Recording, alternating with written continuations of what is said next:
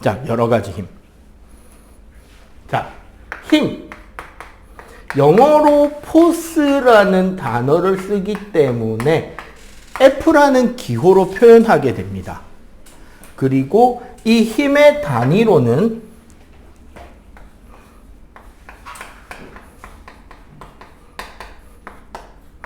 자, 요 부분이 단위예요. 이렇게 대괄호 안에 적어주는 거는 단위값입니다.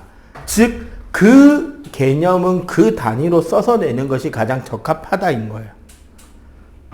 뉴턴이라는 단위를 쓰고 있고, 참고로 단위에 대문자로 되어 있는 거는 그 해당 영역에 대한 뛰어난 업적을 남긴 과학자의 이름을 따서 만든 단위다라는 뜻입니다. 알겠죠? 자, 힘이라는 것, 눈에 보여 안 보여? 눈에 보이지 않는 존재죠. 그리고 참고로 생각해봐. 여러분들 1학년들 1학기 때 배웠죠? 배웠어? 학교 진도 나갔지? 단지 중학교 1학년 때 배운 거는 대략 이런 거다라고만 두루뭉술하게 간 거를 조금 더 물리학에 가깝게 공식으로 만들고 규칙성을 설명하는 쪽으로 갈 거예요. 그래서 약간 어려울 수 있어. 테스트는 근데 그까지 안 냅니다. 자, 힘이라는 것은 자, 효과. 어떤 게 힘인지 알아봐야 되는데 눈에 보이는 건 아니니까 물체에 힘이 가해지면 어떻게 되느냐? 물체가 힘을 받으면 어떻게 되느냐? 첫 번째, 형태가 변합니다. 자, 형태가 변하는 예시가 뭐가 있을까? 물체에 힘을 가했더니 모양이 바뀌더라. 아무거나. 궁을 눌렀더니 좀 쭈그러들더라. 또 종이를 접었더니 접히더라. 힘을 줬더니 찢어지더라. 송판에 힘을 줘서 빡 때렸더니 깨지더라. 맞지? 자, 두 번째.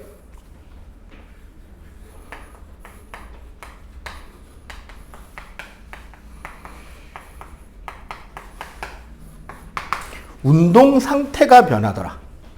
자, 이 부분이 좀 중요해가지고 추가 설명을 좀 더 할게요. 운동 상태라는 것은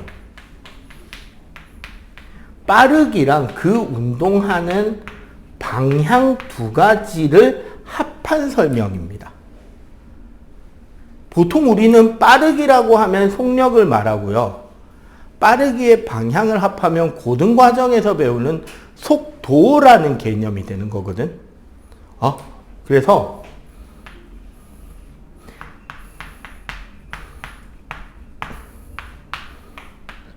속도의 변화가 생긴다라는 뜻이 됩니다.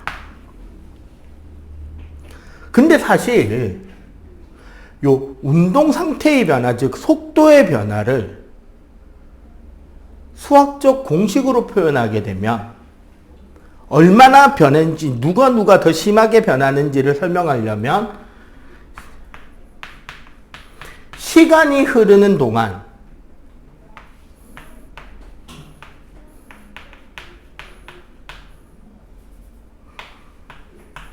속도가 얼마나 변했느냐를 따지는 거예요. 요 앞에 요 세모는 변화량을 의미합니다.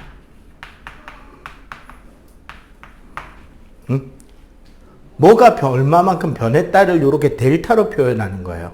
나중값 빼기 처음이라고 생각하면 돼. 자, 시간이 흐르는 동안 속도가 얼마나 변했느냐를 뜻하는 게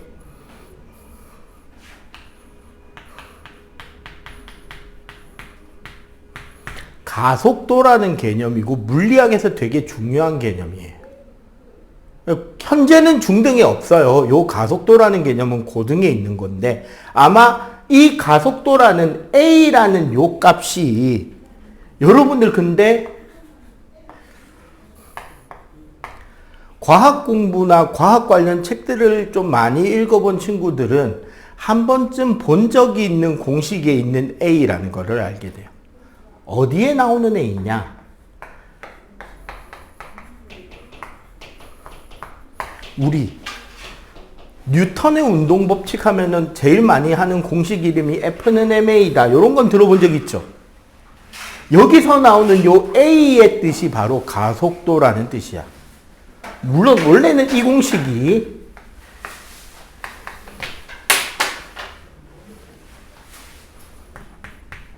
A는 n분의 F라고 쓰는 게 더 정확한 거긴 한데요. 뒤에 가서 설명은 할 거예요. 요렇게. 근데 어쨌거나 뭐다? 운동의 변화 정도는 질량과는 반비례 힘의 크기는 비례한다라는 뜻이 운동과 힘의 관계거든. 요거는 우리가 정리해서 설명을 해 드릴 겁니다. 오늘은 힘을 배우는 거고 아마 3차 시 때 연결해서 아마 설명을 해주게 될 거예요.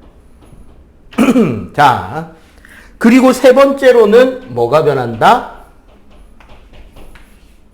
1번과 2번이 동시에 변하게 된다.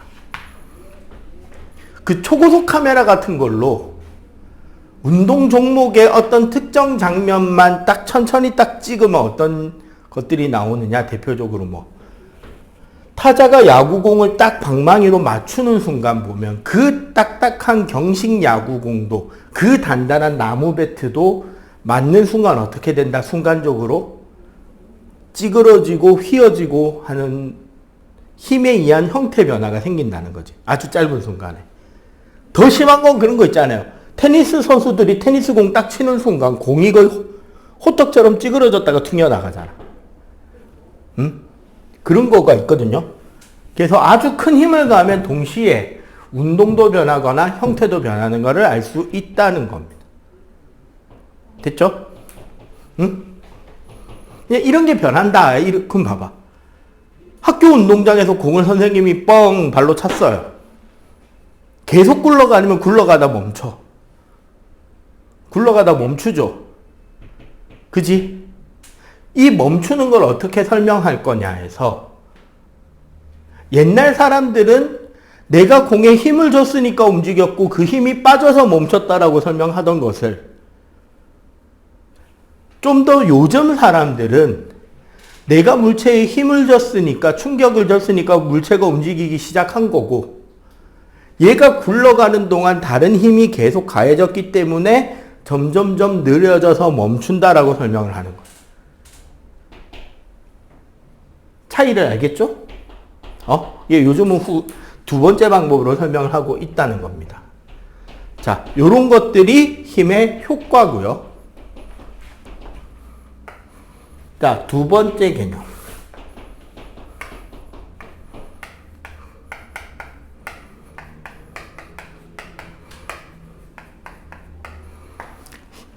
힘을 간단하게 표현하기 위해서는 기호를 써서 표현하게 되는데 그 힘을 표현하는 기호를 잘 선택하려면 힘에서 가장 중요한 개념들이 뭐냐가 중요하겠죠.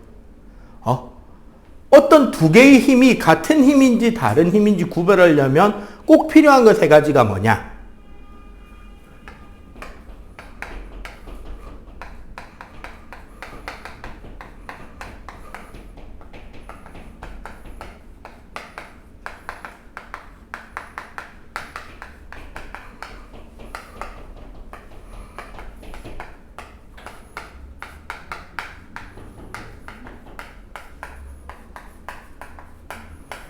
자, 요 세 가지가 같은 힘인지 다른 힘인지를 구별하는 중요한 요소들입니다. 무슨 소리냐? 과학적이다 혹은 과학적이지 않다라고 하는 말 들어본 적 있잖아. 그 두 가지를 어떻게 나눌 거냐는 거죠. 어떨 때는 과학적이고 어떨 때는 과학적이지 않은 거냐. 그 기준이 뭐냐면요. 똑같은 조건을 두 번 정해서 같은 실험을 반복했을 때 똑같은 결과가 두 번이든 세 번이든 10번이든 100번이든 똑같이 반복이 될 수 있으면 과학적인 거야. 똑같은 조건으로 두 번, 세 번 반복을 했는데 다른 결과가 나오면 과학적이지 않은 거야. 과학의 가장 핵심 중에 하나는 재현성입니다. 원인과 인과관계가 명확해서 똑같은 조건이면 똑같은 결과가 나와야 되는 거예요.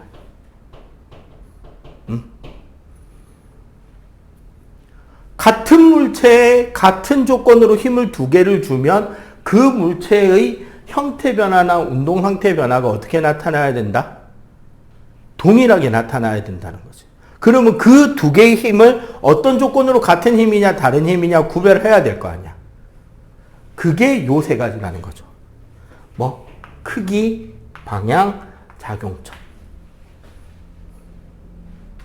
그래서 이 셋을 표현하는 방법으로 힘의 기호는 화살표를 씁니다. 자, 화살표에서 요 힘의 길이 있죠. 화살표 길이.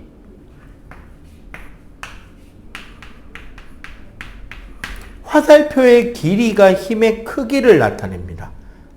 그럼 한마디로 힘의 크기가 2배가 되는 힘이다 표현하고 싶으면 어떻게 하면 된다? 화살표 길이를 2배로 길게 그리면 돼요. 힘의 크기가 절반이다를 표현하고 싶다? 그럼 화살표 길이를 어떻게 하면 된다? 반으로 줄여서 표현하면 되는 거야, 그냥. 자, 두 번째. 방향, 각도. 힘의 방향을 표현하는 가장 과학적인 방법은 그 힘을 좌표 평면상에 존재시키는 거야. 그렇게 했을 때 우리는 보통 기준축이 X축 방향을 기준축으로 많이 잡거든요. 그 기준축 방향과 이루는 요 각도를 가지고 표현하는 것이 방향을 가장 과학적으로 표현할 수 있는 방법이다. 그리고 작용점이라는 것은 질점.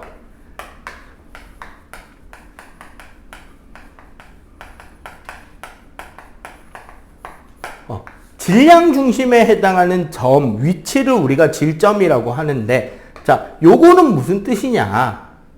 자, 요런 거 한번 생각해 봅시다. 수평면에 어떤 물체가 하나 이렇게 놓여져 있어요. 얘를 선생님이 오른쪽으로 힘을 좀 주고 싶어.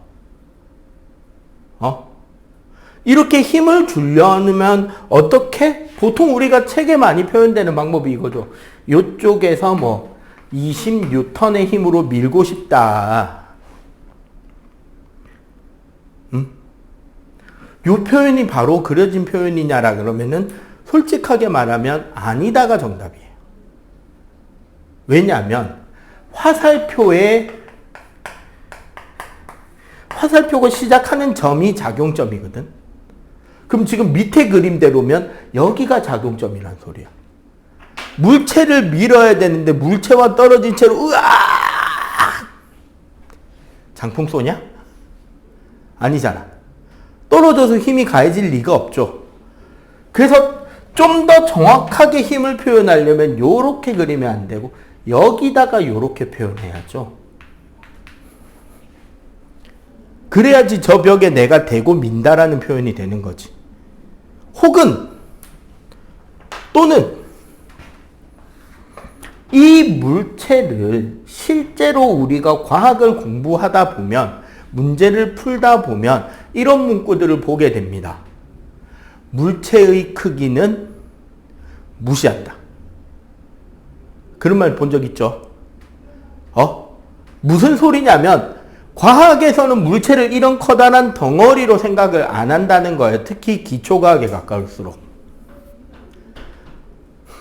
나중에 물리학2 고3 레벨 이상이 넘어가면 덩어리인 걸 고려해서 그 덩어리가 돌 수도 있다는 것도 계산을 하는데 우리는 아직 그 정도 레벨이 아니잖아. 그럼 어떻게 인식하냐면 이 커다란 물체는 그 물체의 무게 중심점에 이 물체가 가진 질량이 고스란히 한 점에 모여 있다고 생각을 하는 거야. 그러면 내가 힘을 가하는 건 물체의 힘을 가하는 거니까 질량의 힘을 주는 거죠. 그지? 그러면 화살표가 어디에 그려지게 된다? 바로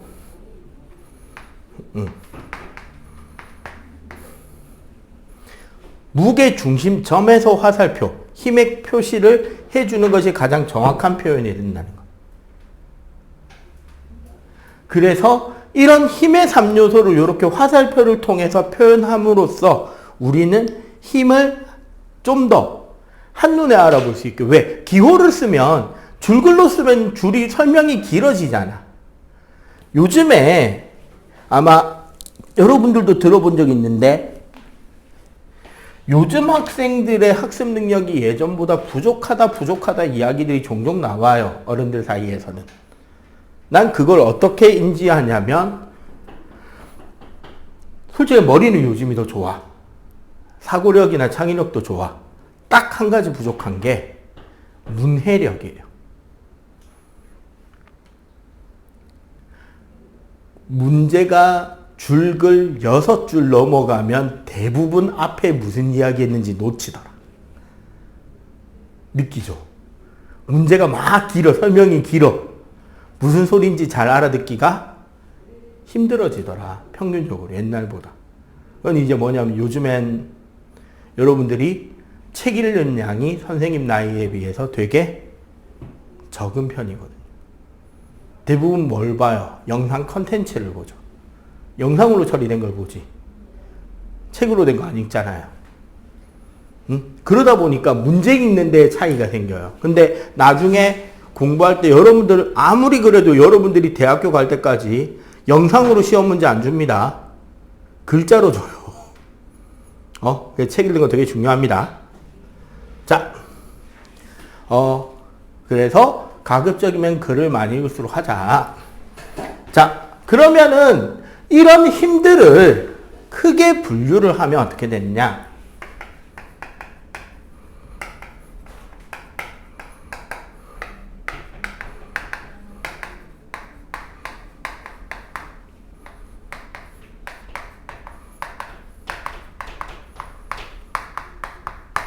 접촉력과 비접촉력으로 나눌 수 있는데 접촉력은 무슨 뭐다? 서로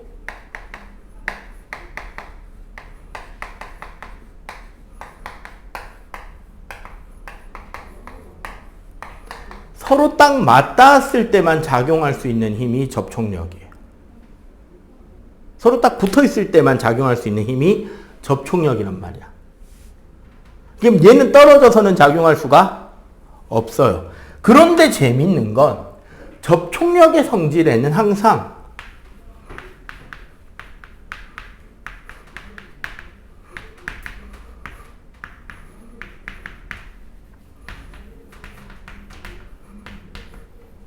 외부의 어떤 변화에 대해서 반대쪽으로 그 힘이 생깁니다.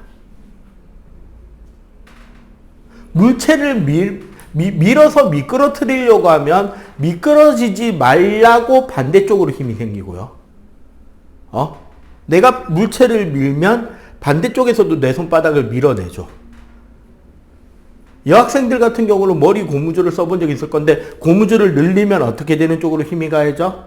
줄어드는 쪽으로 힘이 생기지. 어떤 용수철을 내가 꽉 누르면 어떻게 돼? 원래 길이로 밀어내려고 힘이 생기잖아. 전부 다 어떤 변화에 반대쪽 방향으로 힘이 생기고 결국 평형이 되도록 힘이 생깁니다. 그래서 반대 방향은 바로 이 마이너스 부호가 공식에 포함되어 있게 돼요. 반대쪽이라서.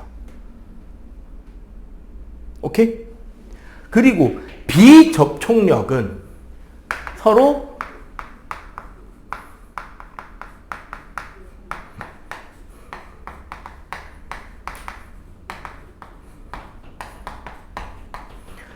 떨어져서 공간을 통해서 힘을 주고받게 되는데 그 과정에서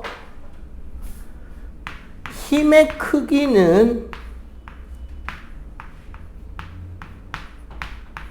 거리 제곱에 반비례합니다. 즉 멀리 떨어질수록 약해지는 힘이 생기는 거예요. 힘이 떨어져서 작용하는 힘은 서로 거리가 멀수록 힘의 크기가 약해지는 공통성이 하나가 생깁니다. 그 외에 세세한 변화들이 추가로 생긴다는 거죠. 그래서 비접촉력에는 중력, 우리 만유인력, 그 다음에 정전기에 의한 힘인 전기력, 자석에 의한 힘인 자기력 등이 포함이 되고요. 요 위쪽에 접촉력에 대해서는 마찰력, 탄성력, 부력. 조금 더 설명하자면 수직항력과 장력이라는 힘도 포함이 돼요. 이제 이런 것들을 풀어서 설명하도록 하겠습니다. 오케이? 자, 일단 요 지금 칠판에 있는 거 먼저 정리하세요. 빨리.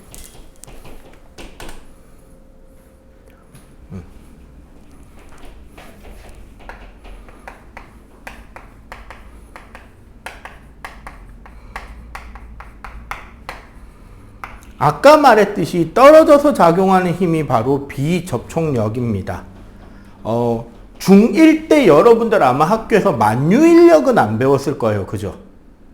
그지? 근데 원래 비접촉력을 제대로 설명하려면 만유인력부터 출발하는 게 맞아요.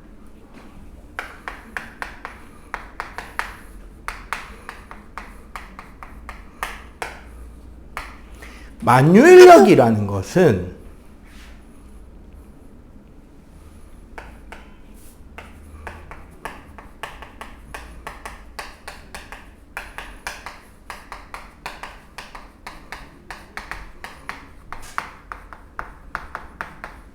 질량을 가진 물체들이 다른 질량을 가진 물체를 잡아당겨오는 힘이에요. 질량을 가진 물체들 사이에 생기는 인력이 바로 만유인력입니다. 근데 문제가 뭐냐면 그 힘의 크기는 질량에 비례한다는 거야. 이렇게 풀어 설명하면 좀 더 이해가 편할 건데, 선생님은 선생님 질량에 비례하는 힘으로 작게는 이 교실 안에 있는 모든 물체, 크게는 이 온 우주의 모든 물체를 내 쪽으로 끌어당기는 힘을 지금 작용하고 있어요. 작아서 안 느껴지는 거야. 그리고 여기 분필 봐봐. 분필도 질량이 있죠. 맞지? 분필도 질량이 있고 이 분필은 분필 자신의 질량의 크기에 비례하는 힘으로 온 교실 안, 온 우주에 있는 모든 질량들을 자기 쪽으로 당기고 있어요. 그런데 문제가 뭐냐면 나랑 분필 사이에 생기는 만유인력은 크기가 같다는 겁니다. 내가 분필을 당기는 힘의 크기와 분필이 선생님을 당기는 힘의 크기는 작용 반작용 관계이기 때문에 힘의 크기가 같아요. 무조건. 그러려면 그 힘의 크기는 선생님 질량에 비례해야 되죠. 그리고 동시에 분필 질량에도 비례해야 되지. 맞지? 그럼 어디에 비례해야 된다? 두 질량의 곱에 비례하게 되는 거죠.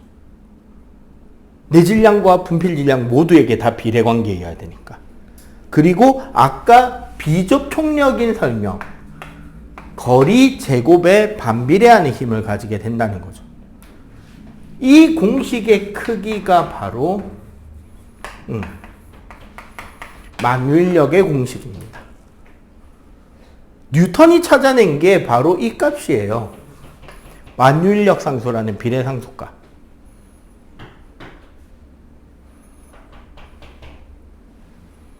자, 요 힘이 어떻게 발전돼 가나 보세요. 두 번째, 중력. 요거는 이제 여러분들이 배웠죠. 다른 말로 말하면 뭐다? 무게. 중력이라고 하는 힘은요,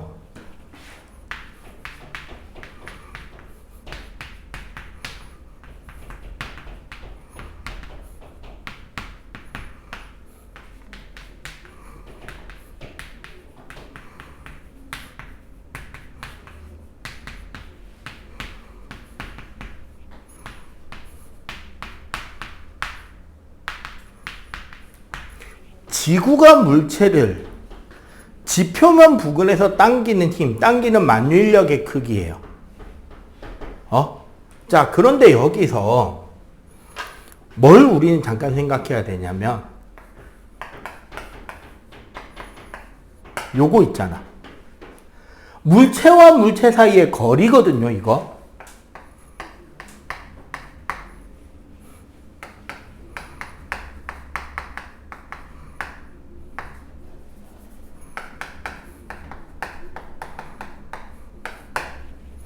질량의 곱해비례하고 거리 제곱의 반비례하는 건데 문제가 뭐냐면 그 거리라는 거는 지구 반지름과 높이의 합이라는 거예요. 왜냐하면 아까 물체를 덩어리로 안 보고 뭐로 본다라고 그랬다? 무게 중심에 있는 질량 중심점으로 본다 그랬잖아, 물체를. 그러면 지구 질량은 어디에 있어? 지구 정 가운데 한 점에 있겠죠. 내 질량은 여기 어디 있겠지? 맞지? 배꼽 부근 어딘가에? 거기 그쯤이 무게중심일 거 아니야, 사람 무게중심. 그러면 나랑 지구 사이의 만율력을 잴 때 거리는 지구 반지름 더하기 내 무게중심점까지의 거리인 높이를 계산해야 되는 거잖아. 문제는 이거예요. 이 높이가 거의 0에 수렴합니다. 지구 반지름에 비해서. 잘 생각해봐. 대한민국에서 제일 높은 산의 높이는 한 얼마쯤 될까요? 200? 저기 요 뒤에 장산이 634m거든?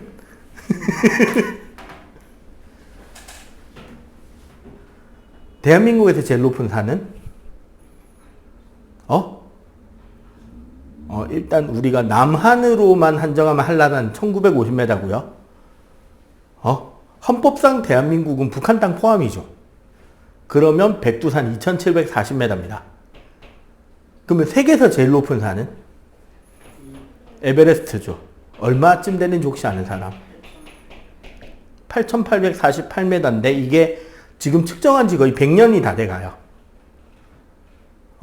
높이를 잰지. 근데 이게 대륙이동 때문에 산이 좀 더 올라가거든. 지금 시간이 지날수록. 아마 어쩌면 지금 한 9000m 왔다 갔다 하고 있을지도 모르겠어요. 몰라. 눈이 녹아서 좀 줄었을 수도 있고 뭐 더 올랐을 수도 있고 하니까 한 8900에서 9000m 될 겁니다. 우리나라 참 산이 낮죠. 그럼 제일 깊은 바다는? 마리아나 해구. 지금 사이판 괌 옆에 있는 마리아나 해구. 깊이 혹시 아는 사람? 12,000까지는 안 가면 11,063m야. 제일 깊은 곳이. 그만 11km쯤 되네요. 맞지? 제일 높은 산은 9km, 제일 깊은 바다는 11km. 여러분이 가본 곳 중에 제일 높은 곳은?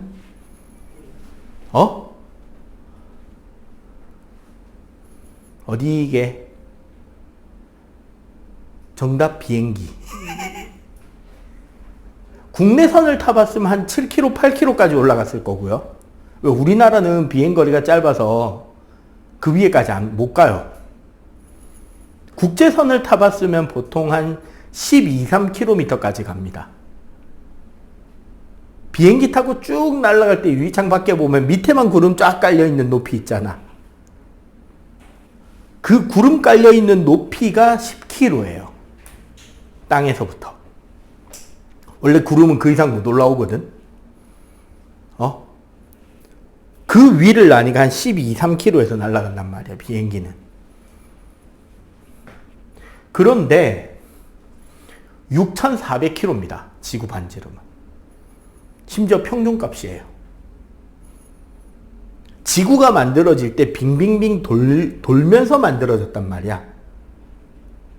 안정된 방의 위치를 찾는다고. 그 돌던 원심력 때문에 적도가 조금 더 길고 극이 조금 짧아요. 그래서 그 차이가 10km보다 훨씬 커. 그러면 이거 계산할 필요가 없어지죠. H값을. 맞지? 그냥 오차로 지워도 되잖아. 6,400에 10이니까 있든 없든 계산해봐야 차이 별로 안 난단 말이야. 그래서 나온 공식이 중력의 공식은 지구 반지름의 제곱분의 만율력 상수 곱하기 지구 질량 곱하기 물체 질량이 되는 거예요. 그리고 요 앞에 있는 요 값들 전부 다 따지고 보면 상수값이죠. 고정된 값이 있는 거지. 지구 반지름, 지구 질량, 만율력 상수니까. 요거 계산한 게 9.8이었던 거예요.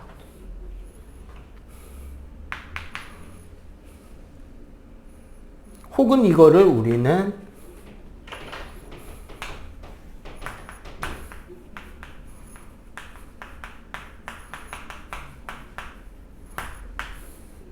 중력 가속도라는 개념으로 G라고 쓰기도 합니다. 이게 무슨 소리냐? 물체를 가만히 자유낙하시키면 점점 빨라지면서 떨어지는데 그 크기가 G예요. 그리고 그 G가 얼마나? 9.8 m/s 제곱. 1초에 9.8 m/s씩 빨라집니다. 점점점 빨라지는 정도가 요만큼이 된다는 거죠. 그리고 우리 지금 요 계산이 우리가 알고 있는 바로 그것이 됩니다. 뭐? 1kg이 몇 뉴턴이다. 중1 지나면 보통 머릿속으로 바로 계산. 1kg은 9.8 뉴턴이다라고 이야기하잖아. 그 9.8이 되는 이유가 이거예요. F는 힘의 단위니까 아까 우리 단위 뉴턴이라 그랬잖아. M은 질량 단위니까 킬로그램 단위란 말이에요. 자, 그리고 요거는 지금 뭐 당장 중요한 거 아니니까 하나만 더 하자면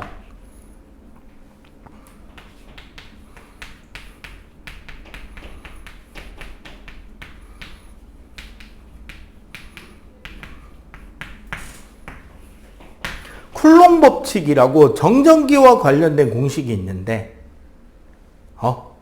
정전기는 각 물체가 띠고 있는 전기적 성질의 크기, 즉 전하의 크기에 곱에 비례해. 질량이 아니라 전기적 성질의 크기를 전하량이라 그러거든요.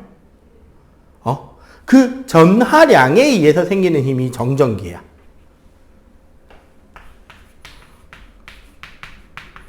그래서 얘는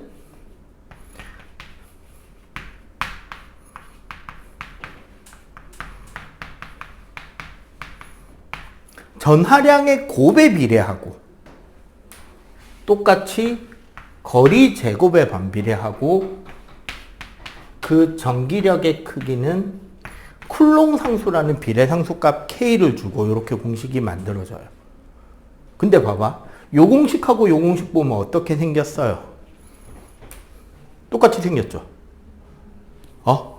둘 다 어떤 특징이 있다? 얘는 질량에 의해서 만들어지는 힘이고 그러니까 음수가 존재할 수 있다 없다? 음수가 없죠, 질량은. 그러니까 항상 인력만 존재해. 얘는 전하량의 곱이잖아요. 근데 전하는 전기적 성질이니까 플러스 마이너스가 존재한단 말이야. 그래서 같은 극일 때는 어떻게 된다? 서로 밀어내고 반대 극일 때는 어떻게 된다? 서로 끌어당겨서 붙으려고 하는 거죠. 여러분들 자고 아침에 딱 일어나면 머리카락이 어떻게 돼 있어요?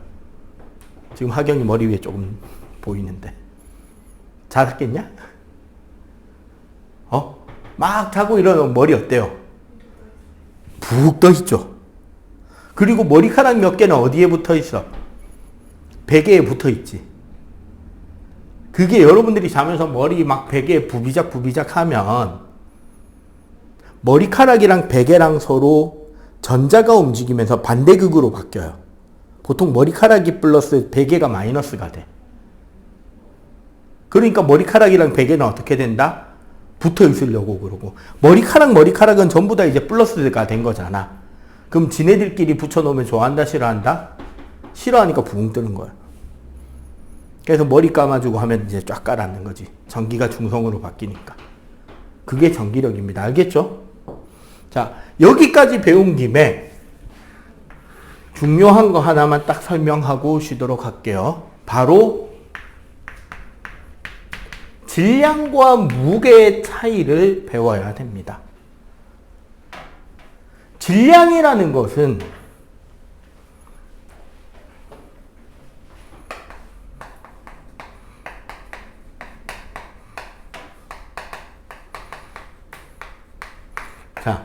그래서 질량이에요. 물질이 가지고 있는 고유한 양의 크기. 그래서 얘는 M을 기호로 씁니다. mass라는 뜻으로. MASS.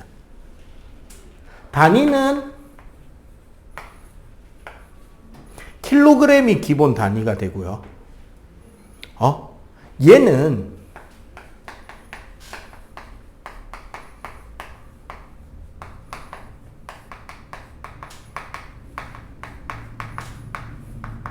양팔저울과 윗접시 저울이라는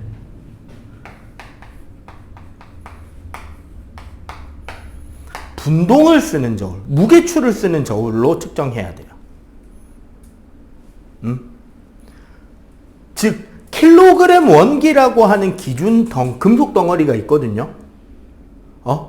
옛날에 약속한 거예요. 요 금속 덩어리 요 정도 크기, 딱 이 크기가 되는 이 금속 덩어리를 우리 전 세계 공통으로 요거 1kg으로 하자라고 약속한 게 있단 말이야.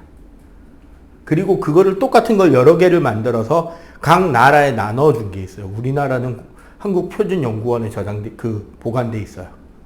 걔가 1kg이고 걔를 똑같은 양을 나눠서 같은 양인 거를 분동이라고 하는 거야. 1000분의 1이면 1g, 1g에 1000분의 1이면 1mg 이런 식으로. 그게 분동이고 걔랑 양팔저울이나 윗접시 저울로 비교해서 측정하는 게 질량이에요. 양을 비교하는 것. 그래서 분동이 있는 저울을 써야 되고 그래서 얘는 측정값의 변화가 없습니다.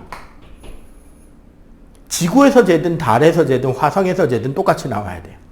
왜?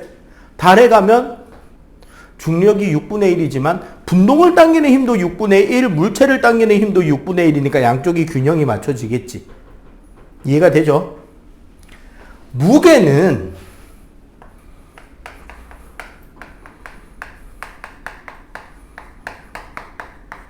지구가 잡아당기는 중력의 크기입니다. 그래서 보통 weight라는 뜻으로 소문자 W를 씁니다. 혹은 질량의 중력 가속도를 곱한 값으로 써요. 이게 무게입니다. 단위는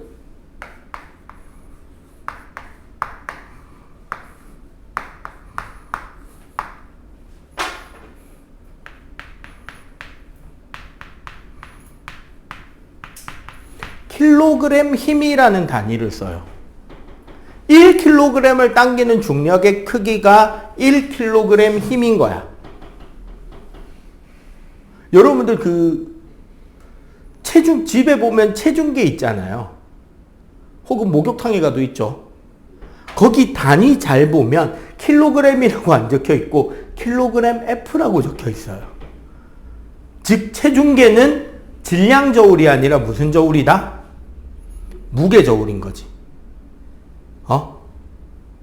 자, 얘는 그래서 체중계나 사실 체중계 같은 경우는 안에 용수철 장치가 있는 겁니다. 탄성력을 이용한 용수철 저울로 재고 얘는 그래서 변화가 있어요. 왜? 중력은 실제로 지구 중력은 만유인력과 원심력의 차이로 계산이 되거든. 그래서 적도에 가깝게 내려가면 무게가 줄어요. 아주 조금. 극지방으로 올라가면 무게가 늘어납니다. 해수면 부근으로 내려오면 무게가 증가하고요. 아주 높은 산지로 올라가면 무게가 감소합니다. 이런 것들이 전부 다 관련이 있는 거예요. 아시겠죠? 자, 그러면은 딱 5분만 쉴게요. 5분만 쉬고 저 시계로 10분에 바로 시작합니다. 자,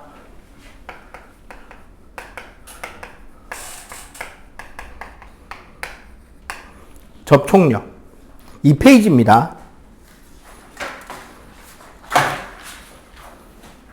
자, 접촉력, 서로 맞닿아서 작용하는 두 힘들은 크게 우리가 마찰력과 탄성력이 있는데 마찰력을 설명하는 데는 수직항력이 같이 포함이 돼요.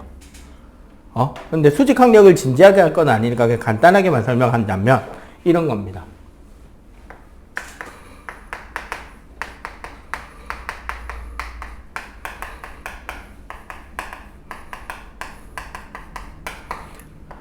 마찰력이란 기본적으로 이렇게 수평면 위 어떤 평면에 놓여져 있는 물체를 내가 밀려고 할 때 안 미끄러지려는 힘이 마찰력이거든. 근데 왜 생기냐면 이 부분을 확대해 보잖아. 물체가 서로 닿아 있는 부분을.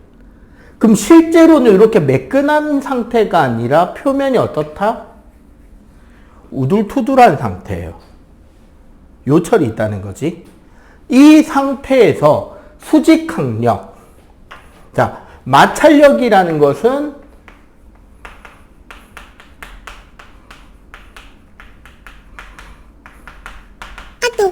미끄러지지 않으려는 힘.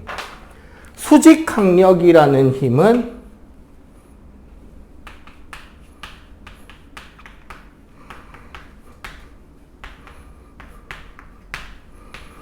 서로 닿아 있는 물체가 접촉면의 수직으로 서로 미는 힘. 그럼 이렇게 놓여져 있으면 얘가 바닥을 누르고 얘는 위에 물체를 떠받쳐 올리려는 식으로 꽉 눌려져 있을 거 아니야. 이 서로 꽉 서로 밀어붙이는 힘이 수직항력이 되는 거예요. 그렇게 돼서 꽉 눌려지면 얘네들이 이렇게 걸릴 거 아니야. 울퉁불퉁한 게. 이렇게 걸려있기 때문에 안 미끄러지는 거거든요. 그럼 강하게 누르면 강하게 누를수록 훨씬 더 안 미끄러지겠지. 그죠? 여러분들 학교나 혹은 집에서 무거운 책상이나 캐비넷, 책꽂이 이런 것들 밀어서 옮겨본 적 있는 사람은 경험상 기억할 거예요. 처음에 물체를 민다고 밀려? 안 밀리지. 근데 어느 정도 이상의 힘을 딱 주면 그 순간 어떻게 돼? 쭉 미끄러지잖아. 그죠? 그게 왜 그렇게 되냐면 이거를 이렇게 설명하기 애매하니까 물체와 접촉면 사이에 용접이라 그래서 두 개가 붙어버렸다라는 설명을 하고 있는 거예요. 멈춰있는 물체와 바닥면이 붙어 있으니까 내가 힘을 준다고 바로 안 밀리는 거지. 그런데 어떤 크기 이상의 힘을 주면 어떻게 된다? 붙어있는 것들이 부러지겠죠. 이게 박살나고 나면 그때부터 어떻게 된다? 밀면 미끄러져 가는 거야. 그러다가 가만히 놔두면 다시 어떻게 된다? 다시 붙어버리는 거야. 이렇게 설명을 한다는 거지. 사실은 여기서 끼이는 거죠. 움직이다 멈추니까. 이해가 되죠? 자, 그때 마찰력은 외부에서 가한 힘과 마찰력의 크기를 비교하자면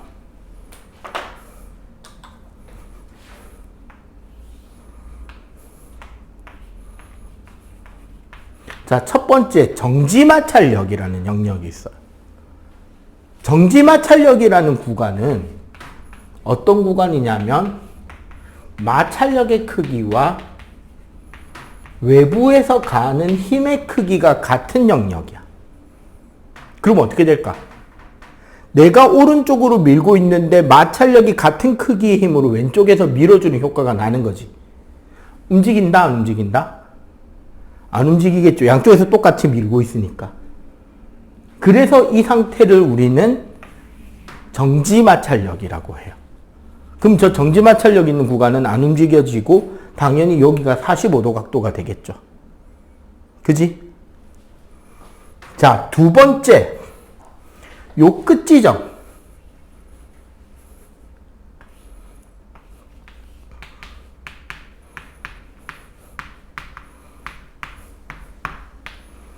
최대 정지마찰력. 공식으로 표현하면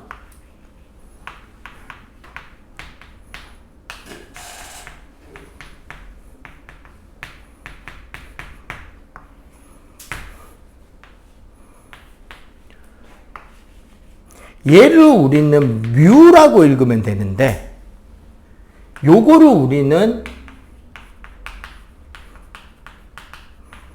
마찰계수. 1학기 때 마찰계수라는 말 안 배웠는데요. 뭐라고 배웠느냐? 거칠기입니다. 거칠기는 들어봤죠? 마찰력 할 때. 그 거칠기에 해당하는 값이 바로 이 뮤 값이에요. 여기랑 서로 얼마나 잘 들어맞는 굴곡 구조냐에 따라서 잘 미끄러지냐 안 미끄러지냐를 결정하는 값이야. 그래서 그 정지계수의 수직항력, 서로 밀어붙이는 힘을 곱한 것만큼이 최대 정지 마찰력. 그리고 이 힘을 가하는 순간 어떻게 된다? 얘네들이 부러진다는 거죠. 부러지면 미끄러질 수 있다는 거지. 그리고 그때부터 미끄러지기 시작하면 마찰력이 어떻게 되느냐? 갑자기 확 줄어들면서 일정하게 돼요. 여기가 세 번째 운동마찰력. 운동마찰계수 곱하기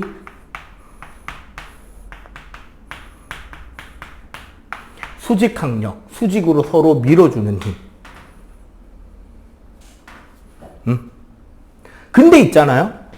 이 수직항력은 사실 다른 말로 우리가 표현할 수 있어요. 무게. 언제? 수평면에서는.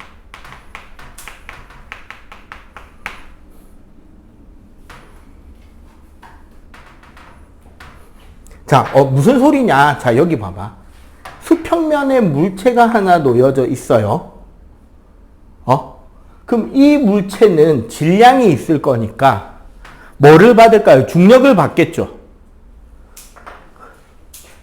밑으로 중력을 받게 되고 이 중력 때문에 이 물체는 요 바닥면을 밑으로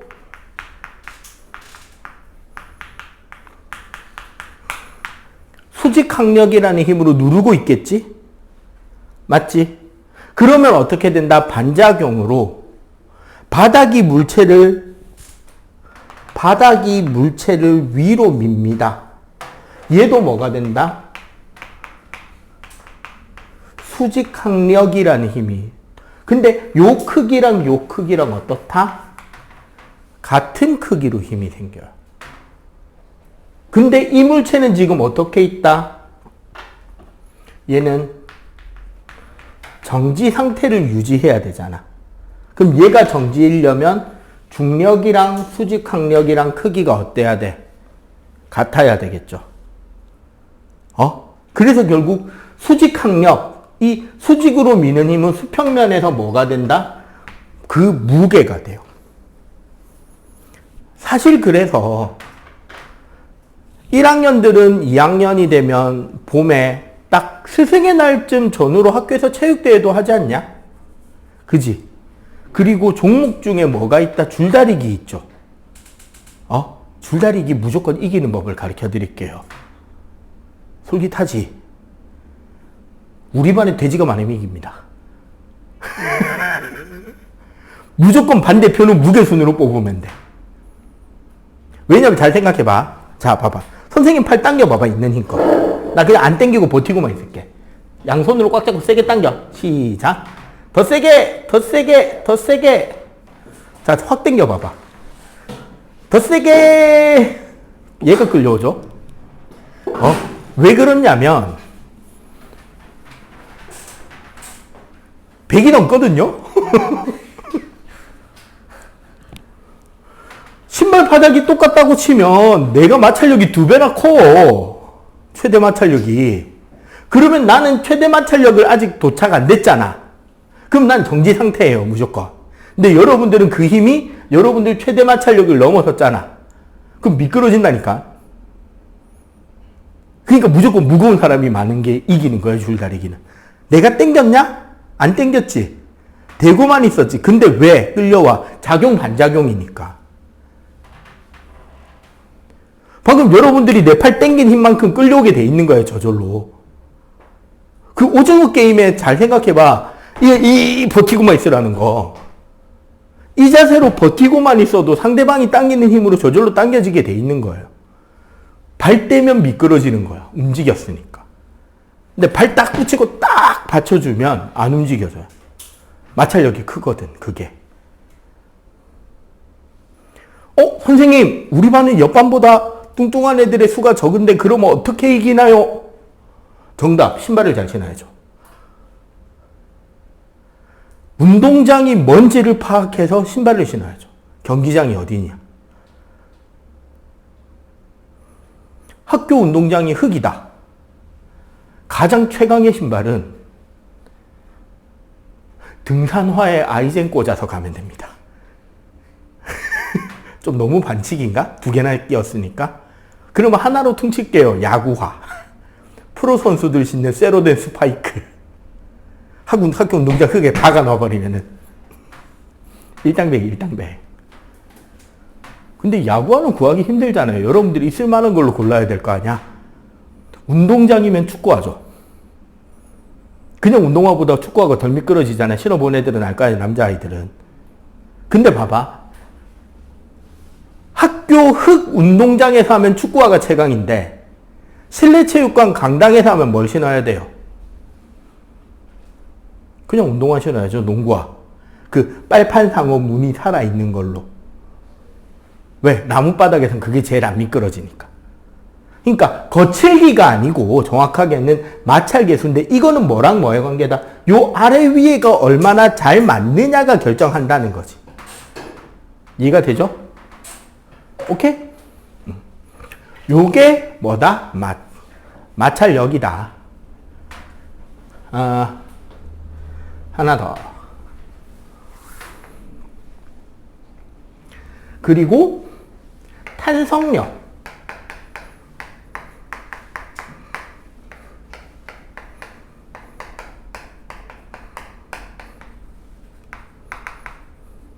텐션이라는 장력까지 같이 설명할 거예요. 탄성력은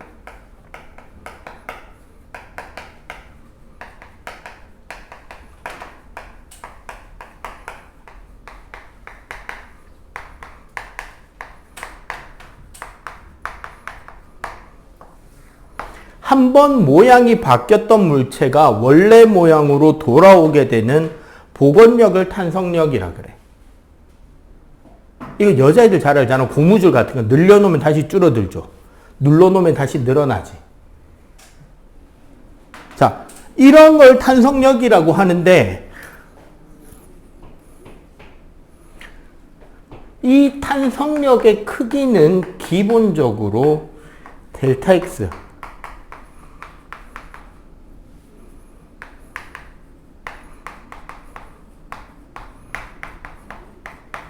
원래 길이에서 늘어나거나 줄어든 길이에 비례하고요.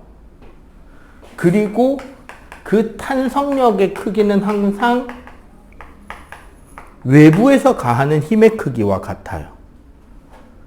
활 쏘는 자세 생각해 봐봐. 활을 잡고 쫙 당겼죠? 여기서 멈추잖아. 멈춰 있다는 거는 내가 뒤로 당기고 있는 힘이랑 활이 원래대로 돌아가려는 힘이 어떻게 되니까? 같으니까 멈춰 있는 거지. 그리고 그게 뭐랑 비례한다? 늘어난 길이에 비례합니다. 그래서 원래 탄성력의 크기는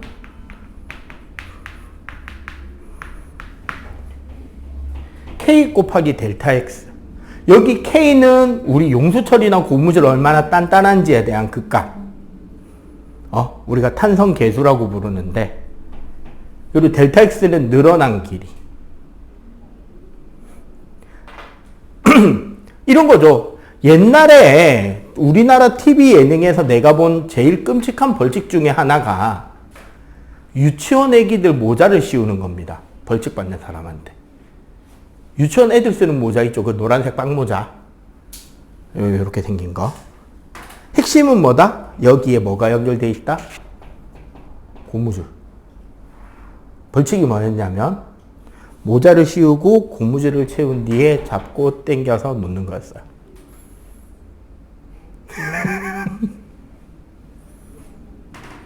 애기들 모자를 벌칙 받는 연예인한테 씌워. 그럼 여기 고무줄이 이렇게 연결돼 있겠지. 이긴 팀에서 벌칙 받는 팀 고무줄을 잡고 쭉 당겨서 놓으면 여기는 절대로 훈련이 안 되는 근육이죠. 네, 그대로 딱. 어떻게 하면 더 세게 때릴 수 있어? 많이 눌리면 되죠. 맞잖아. 그거예요. 그게 탄성력이에요. 그러면 이걸로 우리는 어떤 것들을 알 수 있느냐. 잘 봐봐.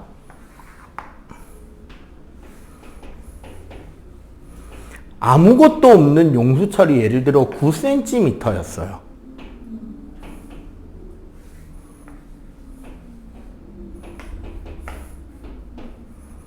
(10N짜리를) 달았더니 12cm가 됐어요.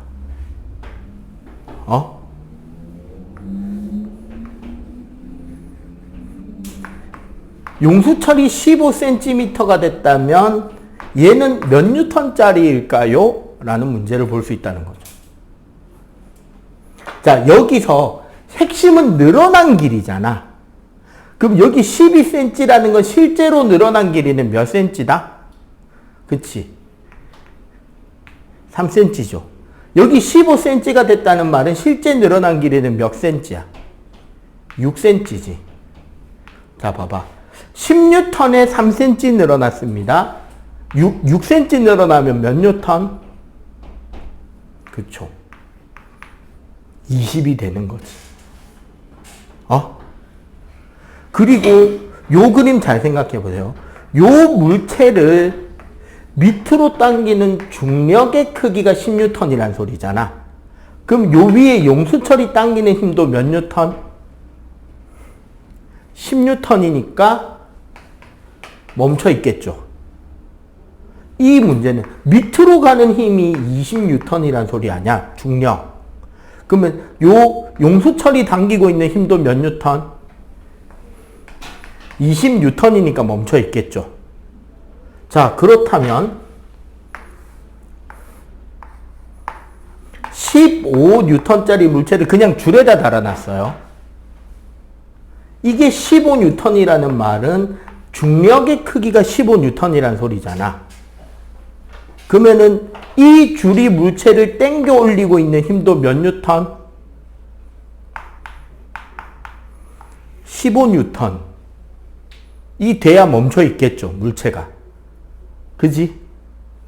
요렇게 용수철이 아닌 줄에 가해지는 힘을 T, 장력, 텐션이라고 부릅니다. 요런 힘들이 있어요.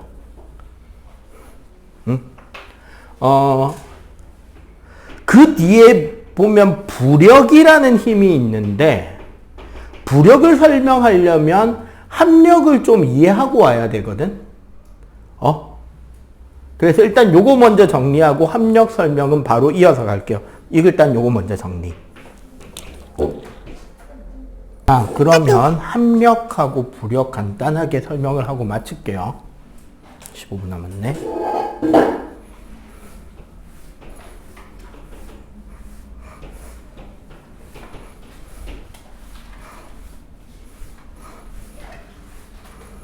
자.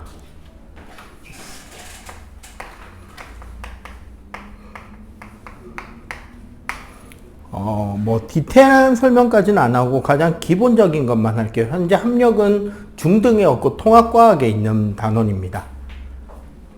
합력이란 한 물체에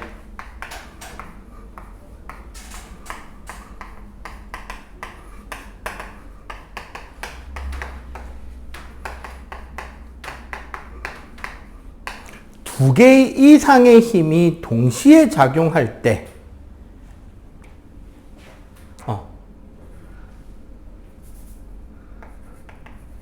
동일한 효과가 나는 하나의 힘을 우리가 알짜 힘이라고 해요. 그 알짜 힘을 구하는 게 합력입니다. 말로 하니까 좀 복잡하죠. 간단하게 설명하면 이런 거예요. 자, 봐봐. 수평면에 어떤 물체가 있는데, 자, F1이 3N, F2는 5N의 힘을 가하고 있어요. 얘랑 똑같은 힘이 될 수 있는 알짜 힘은 얼마? 이러면 되게 쉽게 열잖아. 딱 직관적으로 느낌이 오잖아. 그치? 요렇게 둘이서 힘 땡기는 거나 요렇게 혼자 땡기는 거나 같은 물체라면 어떻다? 똑같이 운동이 바뀌겠죠. 요게 알짜 힘이야. 그러면 두 번째는 이런 경우는 어떻게? 자, 요쪽으로 F1이 3N, 요쪽으로 F2가 5N이에요. 얘랑 똑같은 결과가 나는 알짜 힘은 얼마? 얼마? 이번에는. 그치. 얼마? 2N이 될 거 아니야. 자, 요거 어떻게 구해졌느냐라는 걸 생각해 보면 얘는 같은 방향이죠. 맞지? 같은 방향의 두 힘이기 때문에 알짜 힘의 크기는 두 힘을 더한 값이 됐던 거고, 얘는 반대 방향이었잖아. 반대 방향이었기 때문에 이때 알짜 힘은 F2 빼기 F1, 원래는 F1 마이너스 F2의 절대값으로 표현하게 됩니다. 그리고 대신에 그 방향이 더 큰 힘이 가리키던 방향이라고 표시하게 되는 거죠.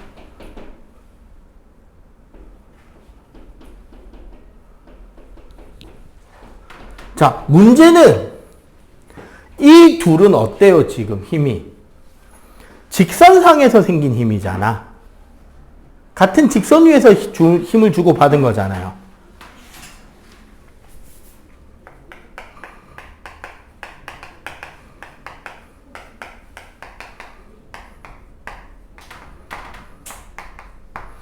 두 개의 힘이 나란하지 않을 경우에는 어떻게 되냐면,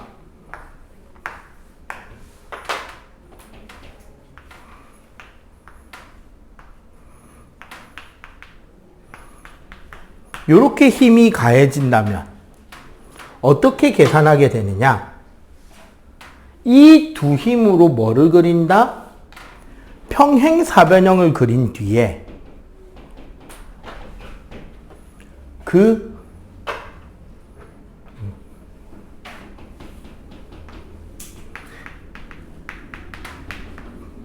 대각선 방향의 힘이 알짜 힘이 되는 거예요.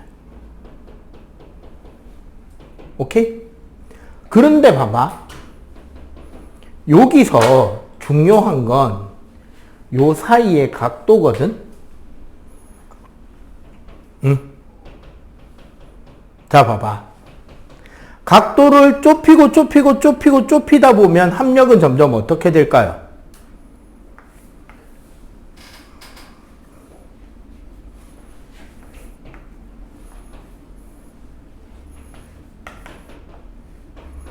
자, 봐봐. 크기가 거의 비슷한 힘 두 개씩 내가 세 개로 묶었거든?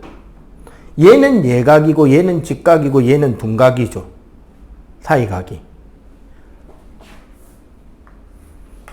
어느 게 합력이 제일 클까요? 예각, 직각, 둔각. 헷갈리면 그려보면 되죠. 맞지? 자, 평행사변형.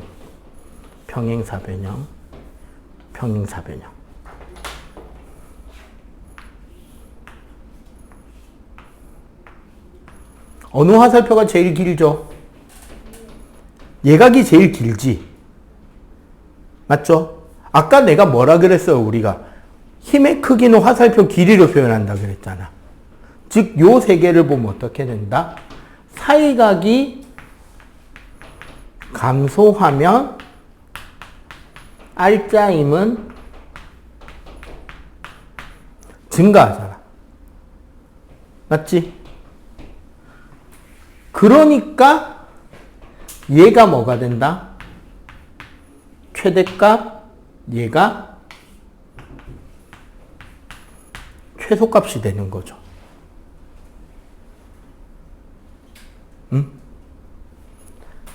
그래서 마무리로 결국 R자임의 범위는, R자임이 가질 수 있는 최대 범위는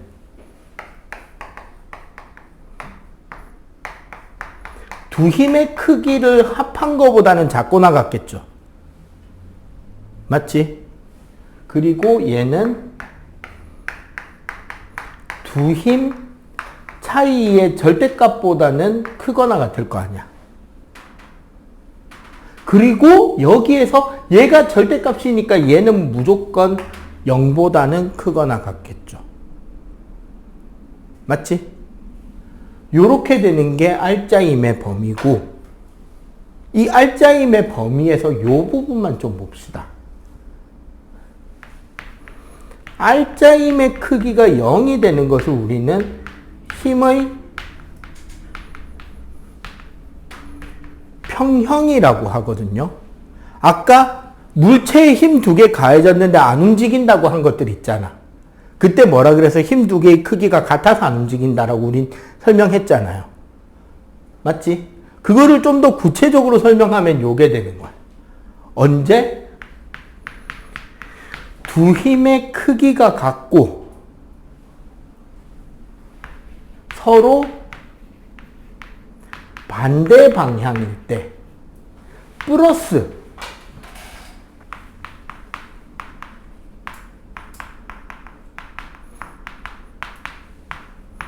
한 직선 위에서 두 개의 힘이 가해지면 최종적으로 R자임의 크기는 얼마가 됩니다? 0이 됩니다. 이걸 우리는 평형 조건이라고 합니다. 직선상이 아니면 어떻게 되는데요? 어떻게 될까요? 요거 한번 봐봐. 같은 선상에서 힘을 두 개를 가하니까 멈춰있죠. 같은 선상에서 힘을 두 개를 가하니까 멈춰있잖아. 근데 같은 선상이 아닌 대로 힘을 가하면 어떻게 돼요? 직선이 될 때까지 돌아가 버리지. 이게 돌아가 버리면은 평형이라고 말할 수 없죠. 힘이 남아있으니까 돌아간 거잖아. 이해가 되죠? 그래서 요 세 가지가 같은 거를 평형 조건이라고 합니다. 요 평형 조건 요 설명은 4쪽, 5쪽에 대한 설명인데 4, 5쪽을 따로 세세하게 설명을 하지는 않을 거예요. 지금 중등에 없어서. 오케이? 그래서 요 정도 하고 다음 주 시작할 때 이 이야기를 해서 선생님 부력 설명해 줘야 되는데요 라고 하세요. 지금 할까? 5분? 5분 너무 빡빡하다. 부력 설명해 주세요 라고 하고 다음 주에 시작하면 됩니다. 알았죠? 그리고 지금 나간 과제들 풀고 매기고 해 오시면 돼요. 여기까지. 끝.